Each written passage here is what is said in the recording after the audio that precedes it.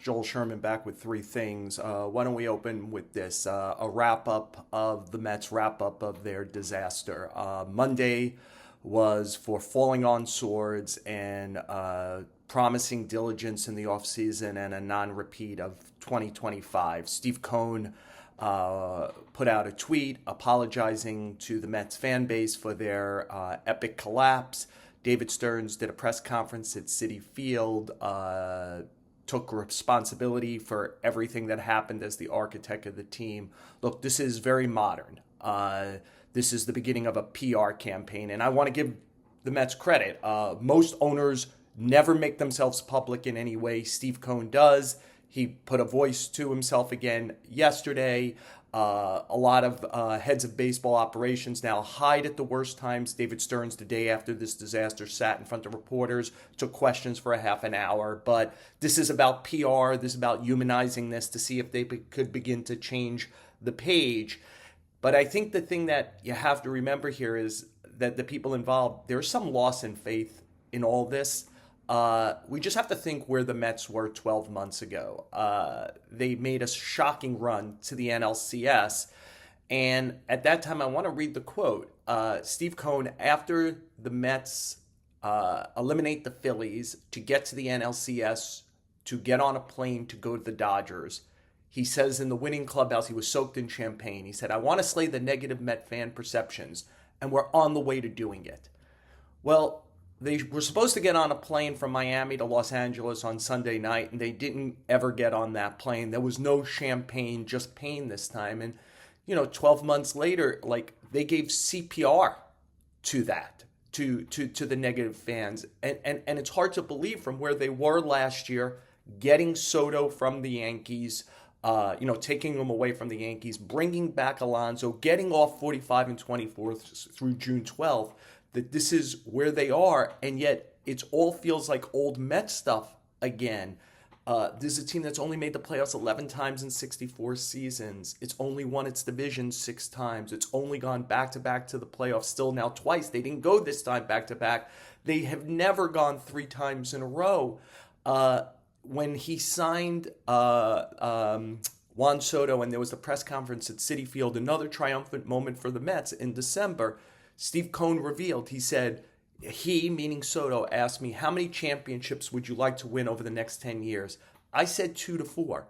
Well, they got 9 years now left to do the 2 to 4. Remember, Cohn said he wanted to win a championship in his first 5 years of ownership. This was year 5. They didn't even get back to the playoffs. So, this offseason comes with lots and lots of questions. One of them got answered right away. David Stern says Carlos Mendoza is coming back. But what do you fans think? A year ago, I think Stearns and Cohn and Mendoza could have strolled up the Canyon of Heroes without a championship and be cheered by their fans. Now there's going to be real questions about them putting this back together. It felt like a step back towards the Wilpons instead of to the future, which is where they were 12 months ago. And that makes what happened this year even worse. So really important offseason coming on. And I promise we'll get to that offseason. We'll talk about all that stuff. But the Yankees are playing tonight, opening the division series. So why don't we deal with this? The Alexes versus the Aarons. The Alexes are Bregman and Cora. And in some combination since 2017, with the Astros as a bench coach for Cora, or a manager with the Red Sox for Cora, or Bregman as a player with Houston. That duo has either by itself or in combination been part of eliminating the Yankees 5 times in 5 tries. That's the Aarons. Aaron Judge all 5 times. Boone came along in 2018. That's 4 times. And look, the Yankees have to change this narrative that they can't beat teams like this. Since Judge joined the Yankees full-time as Rookie of the Year in 2017, they faced 7 AL Central teams in the postseason. They're 7 for 7 against them, 7-0. Against everyone else, they're 7-1. The one is a weak Oakland team they beat in a 1-game wild card. The 0-7 against the other more powerful teams. And so the Yankees, the Aarons, Boone, and Judge are going to have to show that they could beat the Alexes and that the curse isn't now Red Sox over the Yankees. The Red Sox saved their season this year. They were 4 games under 500 in June when they played the Yankees for the first time. And then they took 6 out of 7 in 10 days. and they saved their seasons. The Yankees went into a tailspin and fell out of first place, and that's why two wildcard teams are beginning a series tonight. Lots of pressure on the Yankees to prove that they could beat another heavyweight type team. But let's do number 3 because the pressure is greatest on Aaron Judge. Look, he's going to the Hall of Fame. He's probably going to win his 3rd MVP. He's arguably one of the 10, 15, 20 best hitters in history at this point. But that's all regular season. In the postseason, it just hasn't been the same for Judge. There's no signature moments. He's hitting .205 in 58 postseason games, 86 strikeouts.